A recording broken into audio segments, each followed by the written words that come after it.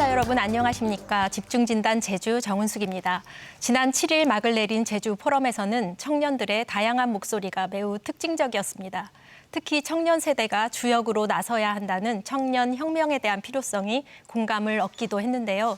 오늘 이 시간에는 청년들의 일과 일자리 정책에 대해 이야기 나눠보도록 하겠습니다. 오늘 토론을 위해서 이렇게 네 분 나와 계십니다. 안녕하세요. 반갑습니다. 자리해 주셔서 감사합니다. 예.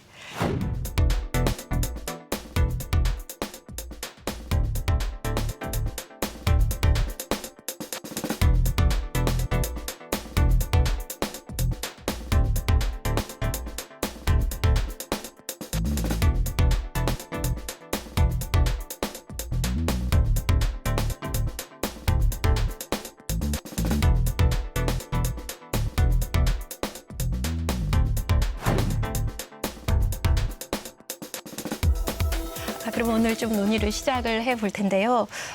요즘이 한 해 취업 시즌에 거의 막바지 무렵이라고 하더라고요. 특히 올해는 코로나19 사태로 인해서 사실 매우 어려운 상황일 거라고는 저희가 다 예상을 할 수 있을 것 같습니다. 사회 진출을 해야 되는 시기에 너무나 큰 장애를 만난 격이죠. 어떻습니까? 올 한 해 청년들이 느끼는 일자리의 현실이 어떤지 두 분 먼저 좀 말씀을 해주시겠어요? 민경 씨.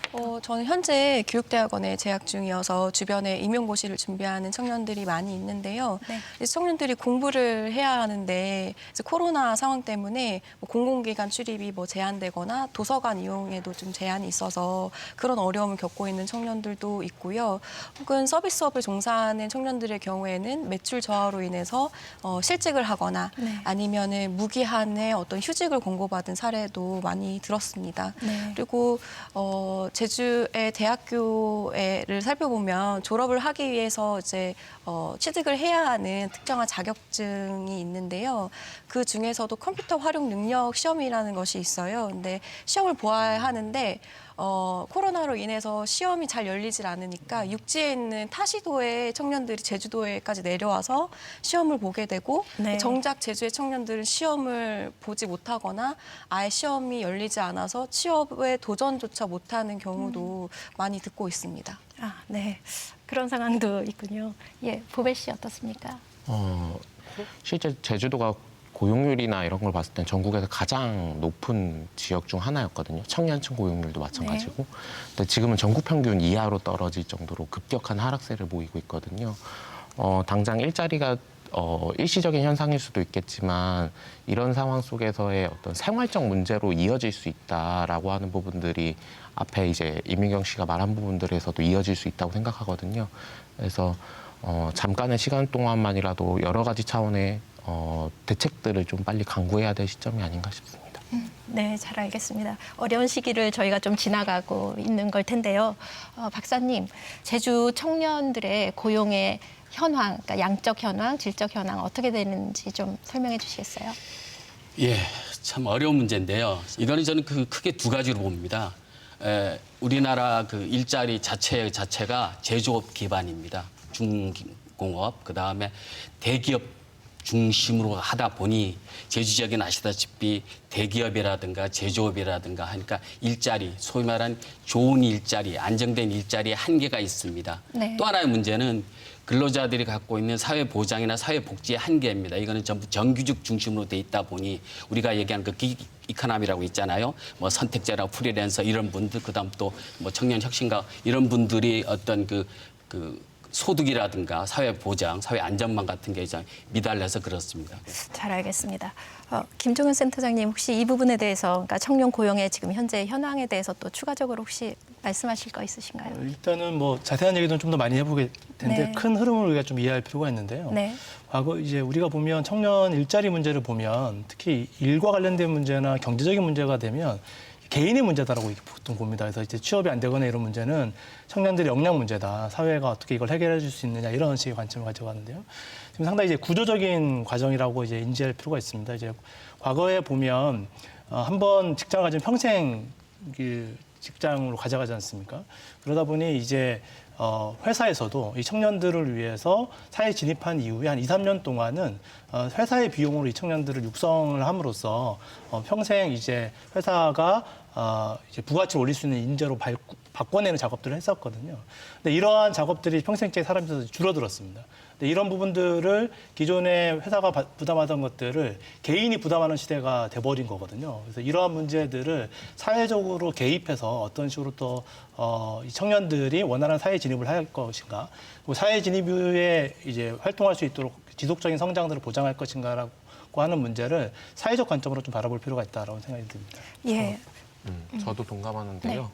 청년들이 이제 이직하는데 첫 직장을 갖고 이직하는데 한 1년 5개월 정도 하면 이직이 이루어질 정도로 되게 빠르게 이직들이 이루어지게 됩니다. 네. 뭐 실업 상태가 되는 걸 수도 있겠지만 이것은 결론적으로는 평생 직장이라고 하는 개념 자체가 사라지게 된 거고 이것은 여러 가지 이유가 있긴 하겠지만 사회적인 변동이 엄청나게 빨라지면서 뭐 제조업이나 기타 업을 중심으로 한 아까 말했던 창출되던 일자리가 사라지거나 다른 방식으로 대체돼야 되는 상황들을 가장 빠르게 직면하는 세대가 청년 세대라고 볼 수 있을 것 같아요.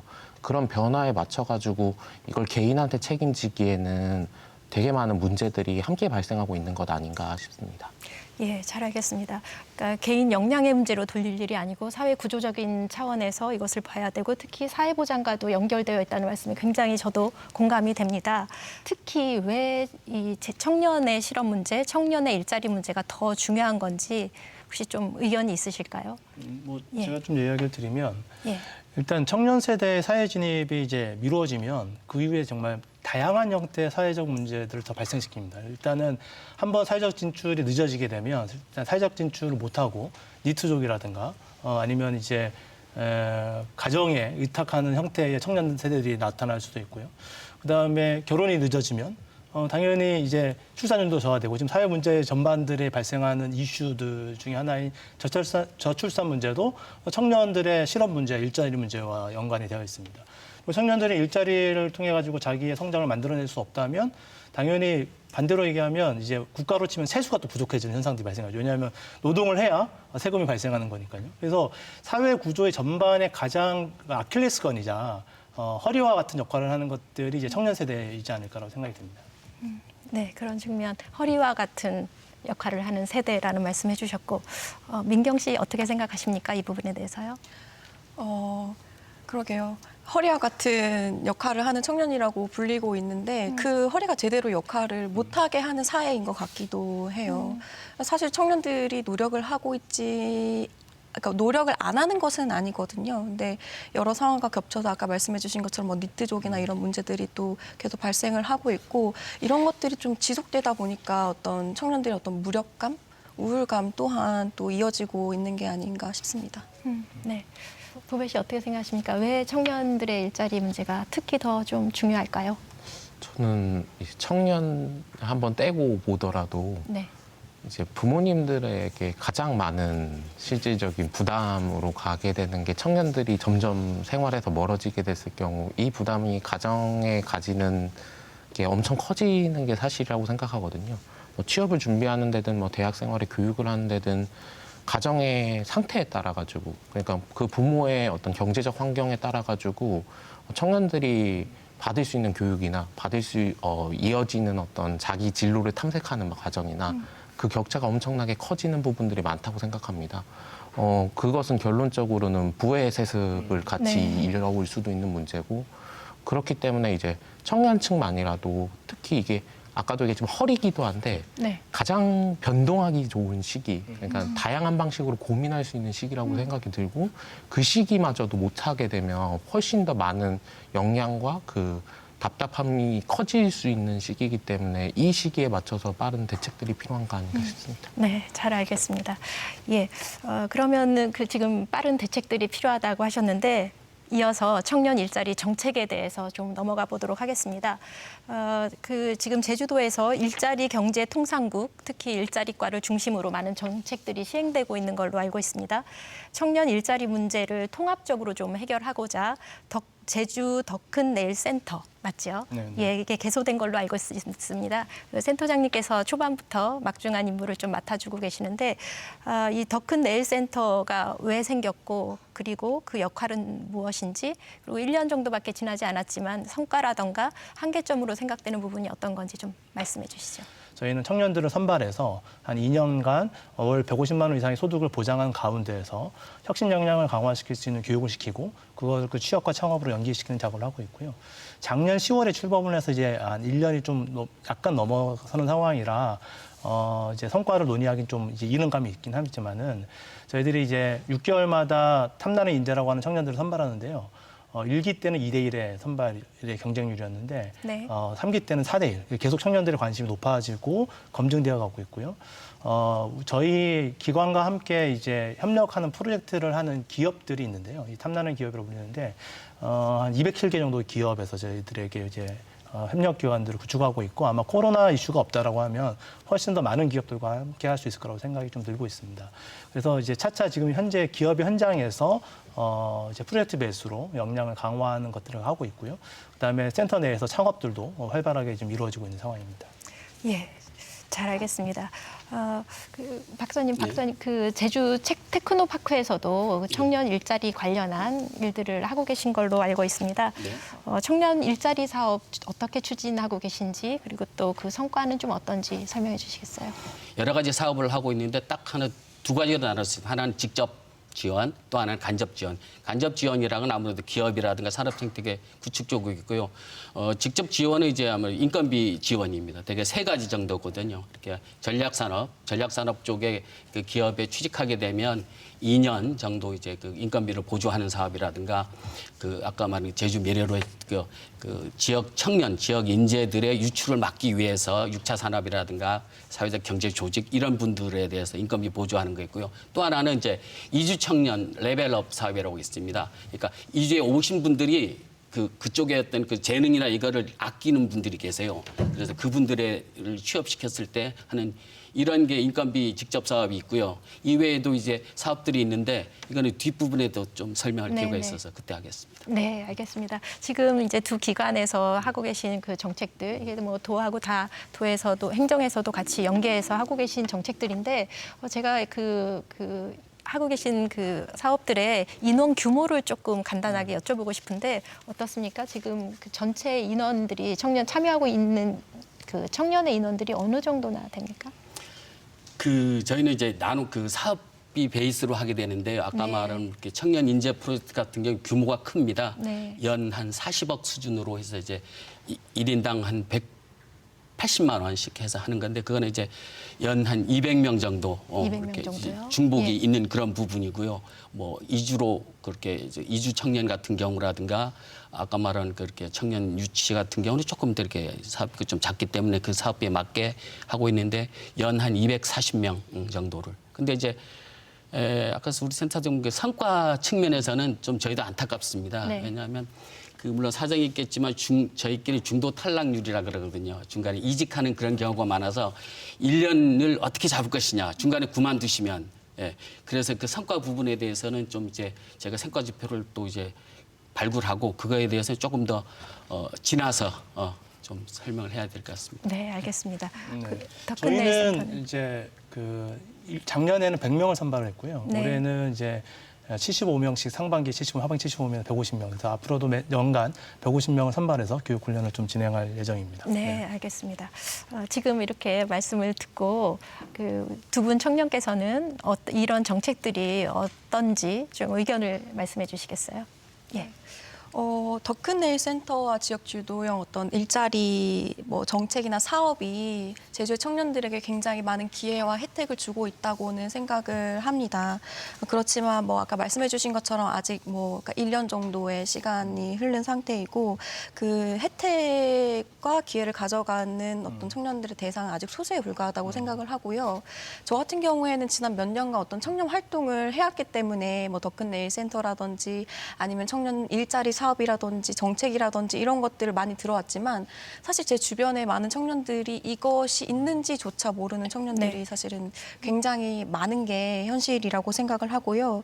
더 큰 내일 센터 같은 경우에도 굉장히 저는 파격적이라고 생각을 하거든요. 2년간 150만의 어떤 생활비를 지원을 한다던가 아니면 6개월간의 어떤 교육 훈련 그리고 그 이후에 취창업을 위해서 계속적인 어떤 지원을 받을 수 있는 게 굉장히 좋은 기회라고 생각을 하지만 저는 사실 사실 그 읍면 지역에서 이제 나고 자란 청년 중에 한 명인데 이제 읍면 지역에서 살고 있는 청년들의 경우에는 이 더큰네일 센터의 어떤 교육 훈련이나 이런 것들이 이제 사실 종일 이루어지는 프로그램이기 때문에 여기에서 참여를 하려면 제주 시내권역에 이제 주거 공간을 이제 뭐 빌려가지고 생활을 해야 하는데 150만 원을 받아가지고 그 중에 3분의 1을 어떤 주거 공간 비용으로 이제 지출을 하고 나면은 사실 생계 유지가 사실 되게 좀 어려운 형편이라고 생각을 하고요. 뭐 지역 주도 일자리 사업의 경우에도 뉴딜 일자리 등을 통해서 이제 취업이 돼가지고 이제 일을 하고 있는 청년들도 제 주변에 많이 있어요. 그렇지만 이것 또한 되게 일시적이라는 생각을 청년들이 많이 갖고 있는 것 같아요. 그래서 굉장히 좀 불안감을 이제 갖고 이제 일을 하고 있다는 생각이 들고요. 일자리를 갖고 취직은 됐지만 사실 이 기업에서 내 위치가 무엇이고 내가 여기서 어떤 일을 하고 있는 거지? 내가 여기에 정말 필요한 사람인가? 인재인가라는 고민 속에서 굉장히 다층적인 고민으로 좀 괴로워하는 청년들도 있다고 생각을 합니다. 그러니까 이것이 결국에는 좀 지속적이다라고 보기보다는 좀 일시적이고 좀 계약직에 가깝다고 생각을 하기 때문에 청년들은 그 이후의 고민까지도 안고 살아가고 있는 것 같습니다. 네. 네. 청년들한테 이제 어떤 일자리 문제를 얘기하게 된다면 어떻게 정부에 요구하는 것 외에는 크게 어려워져 있는 상황들이 있는 환경들이 되게 많죠. 근데 이제 제주도의 환경이라고 하는 게 5인 미만 사업장이 압도적으로 많은 비중을 차지하고 10인이라고 하면 전체 비중의 90%를 차지하고 있는 이 상황 내에서 저는 일자리 창출이라고 하는 방식으로 청년들한테 땡겨가는 방식으로 계속해서 중소기업의 인력을 대는 모델로서 가야 되냐라고 하는 부분은 조금 의문인 경우가 많습니다. 대부분의 사업들이 그런 방식이거든요. 중소기업에 어떻게 해서든 이제 인력을 대주는 방식의 직접 사업, 그리고 아까 얘기했던 산업을 육성하기 위한 사업이라고 하는 두 가지 측면의 트랙으로 움직이는 게 이제 청년 일자리 지원 사업인데, 산업 육성은 저는 이제 동의되는 부분인데, 일자리 창출이라고 하는 방식으로 단기 일자리 형식의, 그럼 저는 이 단기 일자리가 가지는 의미는 뭐여야 된다고 생각하냐면, 기업의 일자리를 대주는 것이 아니라 청년에게 성장할 수 있는 기회를 제공하는 것에 있어서 초점이 맞다고 생각이 드는데요. 그렇다고 했을 때 더큰네일 센터 같이 어떤 일정 생활을 보장하면서 교육 훈련을 바탕으로 기업과 협업하면서의 경험을 쌓는다는 건 의미가 있긴 한데, 그냥 중소기업에 가게 됐을 경우는 5인 미만 사업장이라고 하는 것은 청년들의 성장을 담보하기가 되게 어려워져요. 저는 산업도 중요하긴 하지만 청년이 어떻게 성장할 것인가에 대해서 일자리 정책의 포커싱이 좀 더 달라져야 되는 거 아니냐라는 생각이 듭니다. 네, 지금 해주신 말씀이 청년들이 성장할 수 있는 기회가 되는 일자리가 같이 고민이 돼야 되는데, 어쩌면 중소기업들, 특히 5인 미만의 그런 중소사업장들에서 인력들을 계속 공급을 하기 위한 체제로 가는 것이 아닌가라는 비판적인 말씀을 좀 해주셨어요. 그 부분에 대해서 어떻게 생각하시는지 답변을 좀 해주셔야겠는데. 기존에 우리가 그 청년과 기업이 만나는 방식의 지원 방법을 이제 보시면 어떻게 되냐면, 일단 기업에게 지원을 받습니다. 그래서 이제 몇 명의 TO를 기업에게 할당을 하고요. 그럼 기업이 그 다음에 인재를 이제 뽑게 되죠. 그 다음에 그 기간 동안은 이 청년이 움직일 수가 없어요. 그러니까 이제 기업 중심의 지원 제도라고 보는 거는 그런 것 같아요. 그러니까 저희 같은 경우에는 좀 반대입니다. 왜냐하면 저희는 청년들을 선발해서 교육을 시켰기 때문에 이 청년들에게 기업과 인턴십을 할 때는 기업의 인턴십을 지원할 수 있는 근거가 되거든요. 그래서 청년들이 기업에서 제안한 프로젝트들을 자기가 선택해서 갈 수가 있어요. 그래서 선택의 핵심의 주체가 청년으로 전환이 돼야 된다는 거고요. 그다음에 앞으로 이렇게 기업과 청년이 이제 만나서 일을 하는데, 하다 보면 당연히 안 맞을 수 있지 않습니까? 이게 되게 이제 현실적으로 모두 서로의 상황을 다 인지하지 못하는 상황이기 때문에, 그러면 그렇게 돼서 기업과 청년이 서로의 관계를 정리하고 나면 새로운 기회를 또 보장을 해줘야 되는 측면인데, 이 새로운 기회가 보장되지 않는 상황들이 있다 보면 일단 어거지로 이렇게 이제 일시적으로만 존재하거나 장기적으로 그 기업과 관계를 맺기 어려운 관계가 되거든요. 그래서 저희 같은 경우에 한 3번 정도의 인턴십 기회를 줍니다. 그래서 이제 기업과 충분히 경험을 하다가 이 기업이 아니다라고 하면 새로운 기업을 선택할 수 있는 방식으로 이렇게 기업 중심의 지원 정책에서 청년 당사자의 사람 중심의 지원 정책으로 정책의 포커싱을 좀 바꿀 필요가 있다고 생각이 듭니다. 그리고 많은 청년들이 함께할 수 없다는 건 저희도 되게 안타깝습니다. 저희도 이제 애초에 계획은 연간 한 500명 정도 하겠다라고 생각도 했었고 최대한 후퇴해서 한 200명 정도는 해보자라고 했는데 이제 도의 예산 과정이라든가 이런 과정들을 통해서 인원이 계속 축소되는 것들이 이제 현실이거든요. 그래서 그것이 한쪽으로 보면 아직 우리 사회가 청년 문제의 어떤 절박성 아니면 중요성을 아직도 좀 간과하고 있기 때문이라고 생각이 듭니다. 그래서 충분히 이 부분들은 도민사회 합의를 통해 가지고 더 많은 청년들이 혜택이 갈 수 있도록 하는 정치들을 만들 수 있다고 생각합니다. 예, 알겠습니다. 예.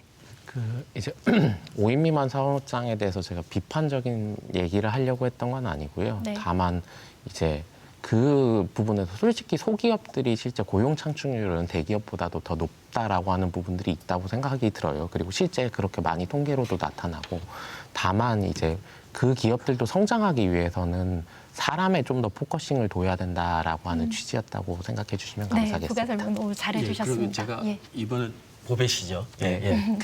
그 보벳이 그 말씀하신 게 알겠어요. 그러니까 5인 미만이라는 게 제주도 아시겠지만 13%가 됩니다. 10인 미만이 거의 뭐 80% 이상이고요. 근데 이제 저희가 그 사업을 할 때 대상은 혁신 기업이라 꼭 못 봤습니다.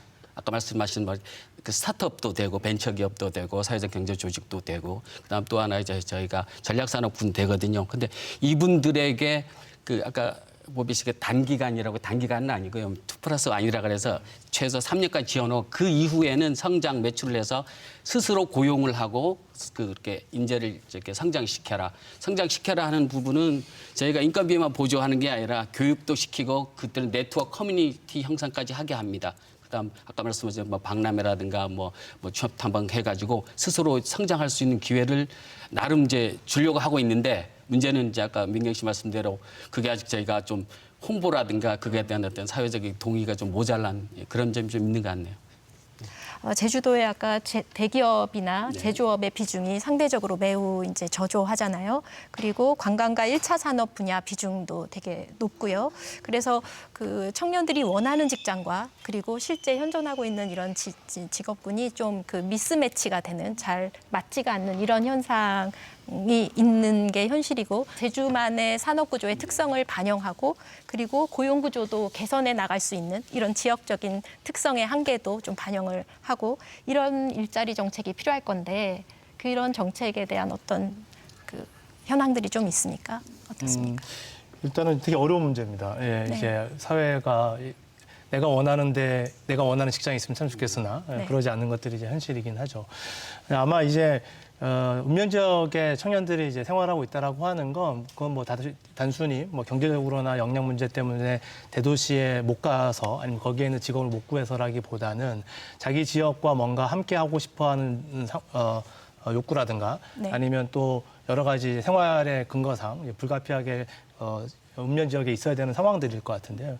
그렇다면 읍면 지역에서 이 청년들이 스스로 활동할 수 있는 기반들을 어떻게 제공해 줄 수 있느냐의 관점이 조금 더 일단 중요시할 것 같아요. 그래서 일단은 청년들이 그 지역마다 스스로 커뮤니티를 형성하고 지역의 미래, 그러니까 마을 단위와 자기 읍면 단위에서의 그 미래를 구상할 수 있도록 하는 그 미래는 개인의 미래이기도 하지만 지역의 미래를 같이 구상할 수 있는 어떤 접목 지점들을 정책적으로 좀 찾아야 될 게 하나가 있는 것 같고요. 두 번째는 또 실제 저희가 제주도에 있는 기업들을 만나보면 제주도에 있는 기업들은 이제 1차 산업이라든가 6차 산업과 연관된 기업들이 상당히 많기 때문에 외곽에 있는 기업이 상당히 많아요. 네. 근데 외곽에 있는 기업들은 또 사람을 구하기 어렵다라고 성토를 하거든요. 그래서 실제 지금 이제 기업과 관련된 이제 정보에 대한 제공이라든가 서로 인식하는 정도에 대한 어떤 간극이 좀 있는 것 같아서 어떤 이제 지역 내의 기업과 지역과의 협력 체계라든가 아니면 상호 소통 시스템을 통해 가지고 조금 더 개선을 함으로써 일할 의지가 있는 읍면의 청년과 충분히 고용의 의지가 있는 지역에 있는 기업들이 또 만날 수 있는 장을 좀 연결해 보는 것도 좋을 것 같습니다. 지금 말씀하신 그런 그 장을 연결하는 그런 체계가 지금 현재는 조금 부족한 건가요? 아무래도 이제 그 청년들이 지역 기업에 대한 정보를 알 수 있는 기간이라든가 기회가 적죠. 저희 같은 경우는 한 6개월 정도의 교육 훈련 기간을 통해 가지고 지역의 다양한 기업을 접해볼 수 있는 과제도 주기도 하고 현장을 방문하기도 합니다. 그런 식으로 하면 아름아름 이제 정보가 이제 인지되면서 도 외곽에 있는 기업에 청년들이 결합하는 케이스들이 많이 생기는데요. 그것들이 이제 개인의 접근성으로만 해결하기에는 한계가 있는 것이 사실입니다. 예, 박사님 어떻게 생각하십니까? 처음에 사실 우리가 양질의 일자리, 좋은 일자리에 대해서 우리가 너무 좁히는 게 아닌가, 그거에 너무 우리가 강박관념을 갖는 게 아닌가 하는 생각이 듭니다. 아까 말씀드린 대로 저희는 제조업 기반도 아니고요, 중소기업, 대기업도 없긴 게 소위 말해 양질의 기관 혹은 또 뭐 양질의 일자리는 상당히 한계가 있는 겁니다. 거기에만 매몰되게 되면 그렇게 불가피한 경쟁이 생겨나고, 그래서 저는 오히려 그 좋은 일자리에 대한 인식 개선이 더 필요한 차원인데 그 여지가 있습니다. 예를 들면 제가 융복합을 예를 드는데요. 제가 이제 작년에 기획해서 지금 진행하고 있는 게 트래블 테크 사업이라는 게 있습니다. 그러니까 청년 혁신가들이 아까 그 센터장 구석구석에 많거든요. 그분들과 그 현재 그 관광지를 연결시키는 겁니다. 대표적인 뭐 홀로그램을 설치한다든가 IoT라든가 이런 해서 그 관광지를 더 부각되게 하고 시너지 효과가 나는 뭐 이런 식으로 한다든가, 아니면 또 그 좀 생소합니다만은 제가 예전에 얘기했던 그 제조업 기반 서비스업이라고 있습니다. 좀 과장된 얘기지만 그 얘기 아시죠? 요즘 비행기를 팔지 않고 비행기를 렌트해 줍니다. 거기에 부속품에다 관리 비용으로 충분히 그 수익이 나거든요. 그런 것처럼 저희가 제조업을 할 수 없으니 제조업 기반에서 서비스업을, 왜냐하면 제주도가 3차 산업 서비스업이 발달된 데잖아요. 네. 그런 거라든가 그건 꼭 공유경제랑도 연결이 되어집니다. 그다음 또 아까 말씀드린 뭐 6차 산업이라든가 청년 농업이라든가 이런 식으로 해서 그 우리가 좋은 일자리, 양질의 일자리라는 걸 한정시키지 말고 아까 말씀드린 대로 본인이 하고 싶은 거, 사회에 기여하고 미래 발전적인 그런 일자리를 만들어서 그거에 준비하고, 그러려면 아까 말씀드린 대로 이제 융복합 혹은 그쪽 관련된 산업 생태계 이쪽으로 이제 또 포커스가 모아질 것 같습니다. 예, 알겠습니다. 지금 그 좋은 일자리 개념의 변화가 필요하다라고 말씀해 주셨는데 이런 움직임들이 벌써 청년들은 있다고 제가 들었습니다. 그 좋은 일자리 그리고 혹은 일자리 개념 자체가 기존 세대들과는 달리 어떻게 좀 생각을 하고 계시는지 말씀 좀. 제가 생각하는 것이 뭐 일자리 뭐 이런 얘기들을 하지만 뭐 아까 잠깐 보배님이 언급해 주신 것처럼 청년들이 어떠한 삶을 살아가고 싶은지 좀 물어보는 시간, 뭐 그런 기회를 좀 그런 기회를 줄 수 있는 좀 사회가 되어야 된다고 생각을 하고요. 그런 어떤 시간과 기회가 주어졌을 때 어떤 청년들이 뭐 어떤 일자리에 대한 고민과 더해서 나 자신에 대한 고민을 할 수 있을 테고, 그러니까 그런 고민을 하다 보면은 내가 살고 있는, 내가 딛고 서 있는 이 지역에 대한 생각, 그리고 사회에 대한 생각까지 이어지지 않을까라는 생각이 듭니다. 또 그런 생각과 고민이 지금 청년들이 외치고 있는 게 워라밸이잖아요. 네. 뭐 일과 삶의 균형이라고 얘기를 하는데 그런 것들을 이룰 수 있는 것이 어떤 청년들의 고민 속에서 피어나지 않을까라는 생각을 합니다. 네, 잘 알겠습니다. 저도 공감이 참 많이 되는, 저에게도 공감이 되는 얘기였습니다. 제가 청년 세대는 지났지만요. 네, 지금 이런 말씀을 듣고는 두 분 어떻게 생각하시는지. 저도 이제 그 매번 청년들과 진로에 대한 이야기를 많이 하는 자리에 있습니다.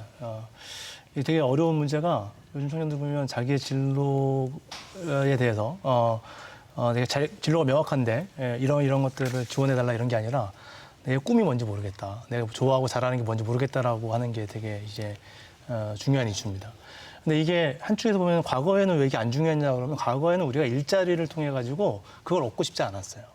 그러니까 일자리라고 하는 건 내가 생계를 위한 벌이를 위한 거고, 여기에서 뭐 겉으로는 뭐 자아실현해야 된다, 뭐 여러 가지 이제 노동을 통해서 뭐 가치를 실현한다고 생각하지만 그러한 정도에 도달하지 않았거든요. 근데 지금 청년들의 눈높이는 거기에 가 있는 거예요. 이 일이라고 하는 건 단순히 생계를 유지하는 것뿐만 아니라 또 그걸로부터 인정받기도 싶어하고 그다음에 그걸 통해서 자신의 존재, 어떤 이제 자기 정체성을 드러내고 싶기도 하고 그걸 통해서 또 이제 주변에 기여하고 싶은 마음이 있는 거죠. 근데 이제 현재의 일자리들이 그러한 일자리의 청년을 높이가는 일자리가 부족한 거예요. 이게 또 다른 미스매칭입니다. 그래서 현재의 기업들이 제공할 수 있는 일자리와 청년들이 이제 가고자 하는 이제 미스매칭이 단순히 급여라든가 안정성만에 있는 것이 아니라 이제 이 복합적인 이제 미스매칭인데요. 이 미스매칭을 매칭을 하려면 결국은 미래를 놓고 우리가 판단할 수밖에 없어요. 미래에 어떤 삶을 살아가는 게 더 행복할 거냐? 라고 하면 아주 간단합니다. 청년들이 원하는 삶이 더 행복한 삶이라는 걸 우리가 다 알고 있잖아요. 그러면 실제 그러한 방향으로 우리가 지원할 방법들을 찾아줘야 돼요. 그러려면 이 청년들이 이제 새로운 것들을 시도하고 그다음에 그 실패로부터 안정을 가질 수 있는 안전판들도 있고 그다음에 그 새로운 시도에 대해서 서로 응원하는 이런 커뮤니티도 되게 필요한데 실제 이러한 커뮤니티들이 형성되지 않아요. 가장 큰 문제 중에 하나는 실제로는 제가 봤을 때는 부모님입니다. 우리 부모님들이 네. 그걸 원치 않아요. 공무원 해라, 전공 살려라 해서 이제 청년들의 이제 진로를 되게 제약하고 이것이 사회 전체적으로도 청년들에게 요구하고 있는 어떠한 바램과 청년들이 원하는 미래 상간에 이제 불일치가 있는 것 같아요. 그래서 이것들을 저는 정말 청년 중심으로 확 바꾸는 이제 사회적 변화 그리고 특히 우리 기성세대가 그런 부분들에 있어서는 정말 절감해야 된다고 생각합니다.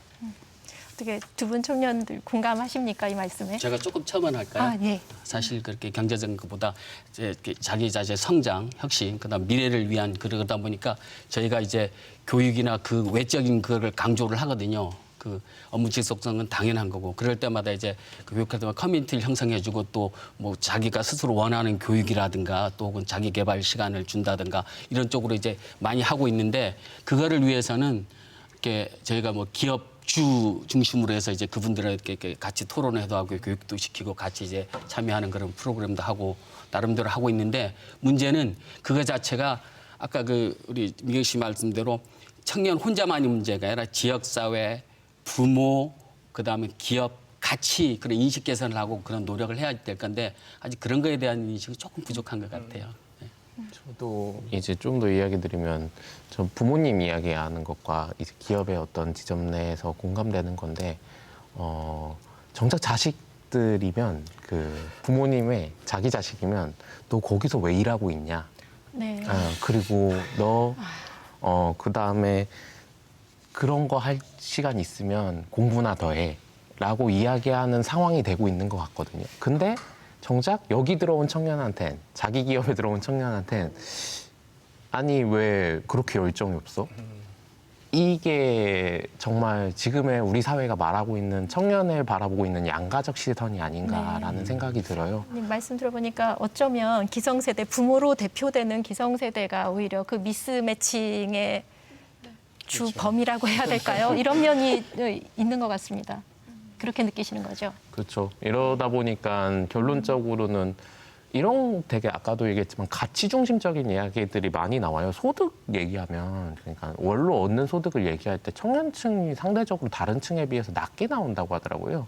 근데 그 대신에 이제 자기 실현, 자아 실현에 대한 수치는 높게 나오는데 정작 그런 차원에서의 시도를 할 만한 환경은 이게 일자리가 없는 것뿐만 아니라 그냥 사회적 분위기 자체가 없으니까 그것의 유일한 일자리가 속칭 어떤 사회적으로 인정받는 일자리라고 하는 시선 자체가 공무원, 공공기관이라고 하거나 몇몇 대기업에만 편중돼 있으니까 이걸로만 갈 수밖에 없겠구나라고 하는 게 되는 거 아닐까요? 네, 그거에 대한 저희 전 세대, 저희 시민들 자체가 생각을 좀 달리 해야 되지 않는가라는 생각이 좀 듭니다. 민경 씨 어떻게 생각하십니까? 네, 그 김종인 센터장님 말씀 들으면서 되게 많은 공감을 했는데요. 저도 사실 사범대를 나오고 지금 교육대학원에 재학 중인데 부모님께서는 왜 빨리 임용고시를 봐야지 뭘 하는 거야. 그리고 저는 이제 활동을 계속 지난 몇 년간 해왔는데 이 얘가 뭘 하는지도 도대체 모르겠고 이제 활동이라는 거를 부모님께 설명하는 게 너무너무 어려운 거예요. 네. 저는 제가 중요하다고 생각하는 거, 제가 제 삶에서 중요하다고 생각하는 가치를 좀 추구하기 위한 삶을 살았다고 생각을 하는데 이렇게 갈등이 계속 일어나다 보니까 내가 잘못 살고 있는 건가? 네. 내가 그 사회에서 얘기하는 그 청년이 청년답게 하는 삶을 살아가지 않는 내가 잘못된 것인가 하는 그 화살의 방향이 저를 향하게 되기도 하고 제 주변에 많은 친구들 그리고 청년들은 사실 그렇기 때문에 그 제주를 탈출하는 그러니까 탈제주를 꿈꾸는 청년들도 굉장히 많아요. 그러니까 부모님과 멀리 떨어져서 지내야 내가 하고 싶은 것을 할 수 있겠구나. 혹은 네. 제주가 아닌 다른 곳에 가야 좀 더 어떤 새로운 시도, 새로운 기회를 많이 가질 수 있겠구나. 더 많은 것을 배울 수 있겠구나. 그리고 사회에서 중요하다고 생각하는 어떤 뭐 이공계 어떤 뭐 기술적인 것들을 더 배울 수 있겠구나. 이런 생각으로 탈제주를 꿈꾸는 어떤 청소년들, 청년들이 굉장히 많은 게 또 현실이기도 하죠. 네. 예. 공감 가는 얘기를 참 많이 지금 나누고 있는 것 같습니다. 근데 조금 저희가 시선을 조금만 낮춰가지고요. 청년의 그 범위와 나이 기준, 지금 저희가 계속 청년 얘기하고 있지만 그 청년 내부에서도 사실 굉장히 욕구도 다르고 계층이 다양할 거라고 생각이 듭니다. 그런데 특히 청년의 범위와 나이 기준이 뭐 근거 법이라던가 아니면 또 지역, 뭐 서울과 제주, 그리고 또 같은 서울, 제주 안에서도 또 지역마다 편차가 좀 있는 걸로 알고 있습니다. 이게 좀 여기에 대한 논의들이 있지요. 이게 법상으로는 청년기본법이 통과되고 나서는 34살이 네. 기준이고요. 제주도 청년기본조례를 기준으로 하면 39세를 하고 네. 있고요. 지역 중에 나이가 많은 데는 한 49세까지도 되는 지역이 49세요? 예, 49세까지도 있는 상황이에요. 이게 되게 편차가 심하죠. 근데 49세까지 되는 데는 진짜 청년 인구가 차지하는 비중이 너무나도 적은 이제 전체 인구가 한 10,000명 정도의 엄청 소도시들의 이런 지점들까지 하게 되면 그런 이야기들이 나오게 되는데 저는 어떻게 청년 정책을 바라볼 것인가에 대한 포커싱에 대한 문제가 있다. 이게 정책 대상으로서의 청년으로 하다 보니까 저기에 들어가야 내가 지원을 받겠구나라고 하는 게 있는 차원의 접근이 워낙 커진 상황이라고 생각하거든요. 근데 실제로는 20대와 30대의 고민 상황은 엄청나게 다릅니다. 네, 그럴 것 같습니다. 오늘 대부분 했던 이야기들을 보면 인생의 설계기에 당장 초창기에 존재하는 상황 속에서 어떤 방식으로 설계할까를 돕는가라고 하는 이야기들이 실제 줄을 잃었다고 생각하거든요. 저는 청년 정책의 포커싱은 실제 이게 맞지 않나라는 생각이 들어요. 다만 여기서 나오는 게 주거 문제를 들어가거나 이런 다른 생활적인 문제들이 들어가게 되면 당연히 나이가 늘어나게끔 되는 상황들이 있죠. 근데 이 욕구도 너무 달라요. 주거 문제만 봐도 20대는 당장의 주거비 부담을 완화시키기 위한 것이라면 30대는 집을 구매하기 위해서 자산을 축적해야 되는데 라고 하는 어떤 관점의 변화들이 계속 있거든요. 네. 그래서 저는 연령이라고 하는 것을 일정하게 한다고 하면 좀 더 20대의 포커싱에서 지원하는 차원의 접근이 중요하다라고 생각하고 다만 주거 정책의 폭을 어떻게 할 것이냐 그리고 아까 얘기했던 니트족, 캥거루족으로 발달하고 있는 일반적인 과정에서 이탈한 나이대에 있는 사람들을 어떻게 지원하실 것이냐라고 하는 세부 정책으로 발전해 나가야 되는 거 아닌가 싶습니다. 기본은 20대에 좀 더 포커싱을 하되 세부 정책적으로 이제 연령을 좀 달리해 갈 수 있다. 이런 말씀이시고 의견 있으십니까? 네. 저는 지금 아까 말씀드린 것처럼 그 도의 어떤 청년 정책 담당관에서 운영하고 있는 청년 원탁회에 참여를 하고 있는데요. 그 올해가 4기이고 4년 전에 1기가 처음 이제 시작이 되었는데 그때 당시만 해도 이제 제주 청년 기본 조례가 만 19세에서 만 34세였고 올해 이제 제주 청년 기본 조례가 39세로 상향 조정이 된 거거든요. 그리고 이제 원탁회 같은 경우에도 39세로 처음엔 34세였다가 39세로 이렇게 상향 조정이 됐는데 그 속에서도 조금 약간 혼란이 있는 것 같고, 그러니까 이렇게 변화하는 것은 아까 뭐 이렇게 많은 분들 말씀해주신 것처럼 어떤 청년들의 욕구라든지 아니면 사회에서 얘기하는 어떤 생애 주기가 많이 변화하고 있다. 그리고 그것을 어떤 법과 조례가 반영을 하고 있다는 생각이 들고. 들고요. 저는 어떤 이런 나이를 이야기할 때 정말 중요한 포인트는 아까 보배님 말씀해 주신 것처럼 사실 만 19세와 만 39세의 청년에는 벌써 20년의 간극이 존재합니다. 근데 그 20년의 어떤 간극과 차이가 청년이라는 이름 아래 다 사라지고 지워지고 있거든요. 그래서 그렇기 때문에 어떤 청년에 대한 어떤 사업과 정책과 이런 것들은 조금 더 좀 섬세해지고 좀 세밀해질 필요가 있다고 생각을 합니다. 네, 그러면 이어서 지금 말씀해 주신 그 20년의 간극 저희가 공감이 되지 않습니까? 특히 그 20대는 취업을 준비하는 실제 취업 준비생이라는 용어가 있지요. 생겼지요, 우리 사회에. 그런 연령층인 거고요. 그리고 또 사회 경험을 어느 정도 한 30대 같은 경우에는 청년 이직자 혹은 청년 경력 단절 를 어떻게 경력을 이어갈 것인가 고민의 수위가 사실상 다를 것 같습니다. 일자리에 대한 생각과 이런 접근 방식이 좀 다를 것 같은데 정말로 20대와 30대 조금 더 구체적으로 확실하게 다릅니까? 어떻습니까? 그렇죠. 저는 명확하게 다르다고 생각하고요. 아까도 말했지만 취업을 준비하는 것뿐만 아니라 인생을 설계하는 과정에 설계라고 하는 포인트가 다르죠. 보통 이제 20대는 당장이라도 자기 설계가 초점이라면 어떻게 되면 30대는 가정이라고 표현할 수는 없지만 어떤 동반자, 네. 어떤 같이 할 사람들에 대한 거에 대한 고민이 달라지죠.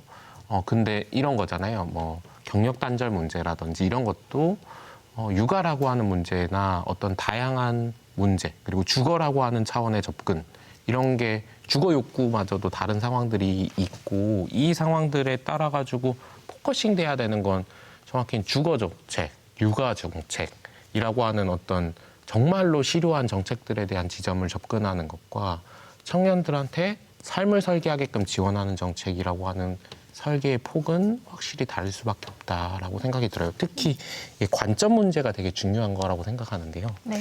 청년들이 출산 정책이라고 하면 안 좋아합니다. 되게 안 좋아하는데요. 저출산 정책 이렇게 하면 애를 왜 자꾸 낳으라고 하냐. 사회는 이 모양인데 네.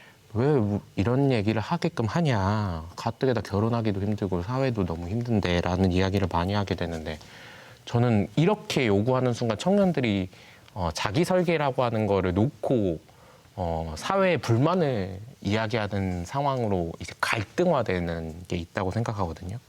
청년 일자리 정책에서도 마찬가지인데 왜 당장 취업하라고 해 좋은 일자리도 없는데 라고 하는 것처럼 이게 정책적 접근이 달라지는데 청년이라고 하는 바운다리로 이걸 다 모아버리는 순간 그 청년이 사라진다는 얘기가 말 그대로 욕구와 내용이 다르고 그것이 필요한 지점들과 그 관점이 다른데 그것이 하나로 묶인 채 얘네랑 합의해 정확히는 다른 정책이 필요한 건데 라고 네. 하는 것들이 사라져버리는 거 아닌가 싶습니다. 네. 혹시 그 부분을 제가 예, 말씀해 주시죠. 오늘 이게 청년 정책이고 청년 일자리 정책으로 하나 해서 하니까 한데 실질적으로는 저희 일종의 핀셋 정책이라 그러죠. 생애 첫 일자리 그다음에 아까 경력 단절이라고 했는데 저희는 이제 경력직 혹은 또 이주 청년 혹은 또 뭐 고학력 청년 이런 식으로 이렇게 세분화시켜서 나가고 있는 그런 게 있습니다. 그리고 또 하나 그 미스매치 아까 부배님 말씀 미스매치 자체가 그 생애 주기랑 직업 생명 주기가 많이 달라요. 또 이렇게 산업의 속도가 빠르고 네. 사회 과정이 속도는 이제 그게 못 맞추고 이러다 보니까 생겨나는데 그거에 따라서 생겨나는 세부 시행 사업들이 또 이렇게 생겨나고 있습니다. 근데 다만 이제 그 기대만큼 혹은 또 기대만큼 소통이나 교류라든가 그게 또 이제 정책에 반영된 게 좀 적은 편인데 아마 지금 오늘부터 하면 그게 진행이 될 것 같은데. 그러니까 있기는 한데 그것이 미진해서 사회적 전반적으로 이렇게 미진하다면 반영을 제가 돌아서 혼날 것 같고요. 네. 그거 자체가 이제 오늘은 전체적인 이제 패러다임이라 큰 틀에서 얘기하는 거니까 그에 대한 세세한 걸 못했는데 실질적으로는 그 세세한 거에 대해서 정책적 관심이나 행정적인 지원을 하고 있다. 이 말씀 드리고 싶습니다. 네. 그리고 저 30대입니다. 20대여가지고 20대 지원하자는 건 아니에요. 네, 잘 알겠습니다. 민경 씨, 이 부분에 대해서 아직 발언을 못 하셨는데. 네, 그 되게 20대 청년들 혹시 특히 이제 20대 중반의 청년들이 취업에 되게 절박함을 네. 많이 느끼고 있는 것 같아요. 저도 이제 올해 30인데요. 그 기대 수명이라고 하잖아요. 그 2017년 기준으로 우리나라의 기대 수명이 82.7세, 뭐 83세에 가까워지고, 뭐 혹자는 지금 청년들의 기대 수명이 120세까지 연장될 것이라고 이야기를 하고 있습니다.